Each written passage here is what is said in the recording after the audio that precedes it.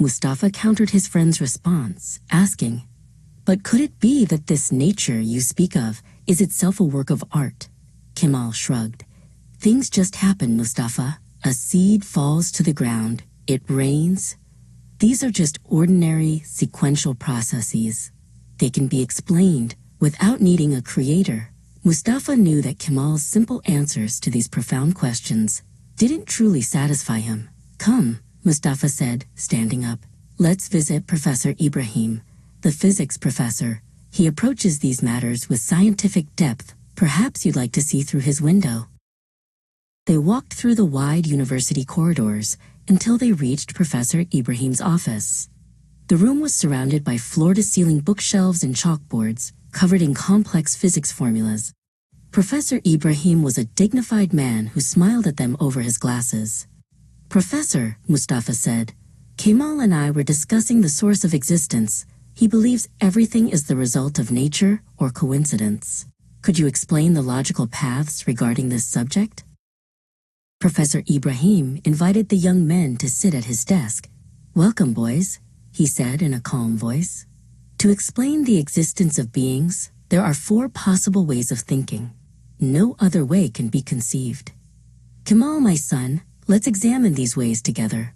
First, that things come into being on their own. Second, that causes combine to invent them. Third, that what we call nature creates them. And fourth, that they are created by the power of a creator, the one and unique."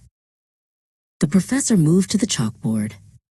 "Look," he said, "proving the impossibility of the first 3 ways is actually quite simple. Is it possible for hundreds of jars in a pharmacy to be knocked over by a storm and accidentally form a healing syrup?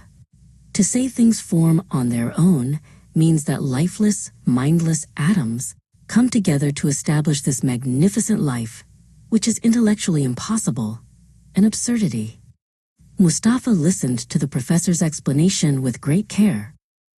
Kemal interrupted, "But what about causes? When water, sun, and soil combine, doesn't a plant grow?" Professor Ibrahim smiled. "My son, can a hammer, a nail, and wood come together to build a perfect palace without a master? Causes are merely a veil. To attribute the creation of these artistic beings, which leave even the most brilliant humans in awe, to mindless, unconscious causes, is as irrational as giving each cause the attributes of a deity."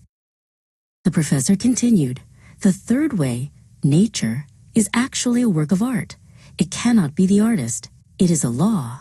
It cannot be power. It is a ledger. It cannot be the author.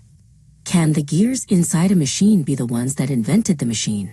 Nature is the name of an order created by God. It is not the founder of that order." The skeptical look on Kemal's face began to give way to deep contemplation. Professor Ibrahim turned to Mustafa and Kemal, his voice becoming more resolute. "Since beings exist, and as we have seen, reason cannot think of a way to explain the existence of beings apart from the 4 mentioned, 3 of which were each decisively proved to be invalid and absurd, then necessarily and self-evidently the way of divine unity, which is the 4th way, is proved in a conclusive manner." The professor pointed out of his office window at the vast, endless sky. "The 4th way," he said, his voice reflecting a deep reverence, "is the way shown by the verse. Is there any doubt about God, creator of the heavens and the earth? This demonstrates clearly, so that there can be no doubt or hesitation, the divinity of the necessarily existent one, and that all things issue directly from the hand of his power, and that the heavens and the earth are under his sway." Mustafa felt a profound peace settling in his heart. When they left the room, Kemal was quiet, but it was a peaceful silence. Looking at the flowers in the campus garden, he said softly, "Mustafa, just a moment ago, I thought these flowers were just nature. Now, I see a magnificent letter written upon each of them. I realize now that coincidence could never paint such a beautiful picture." Under the crimson glow of the setting sun, the 2 friends continued to walk, filled with a newfound admiration for the owner of the universe.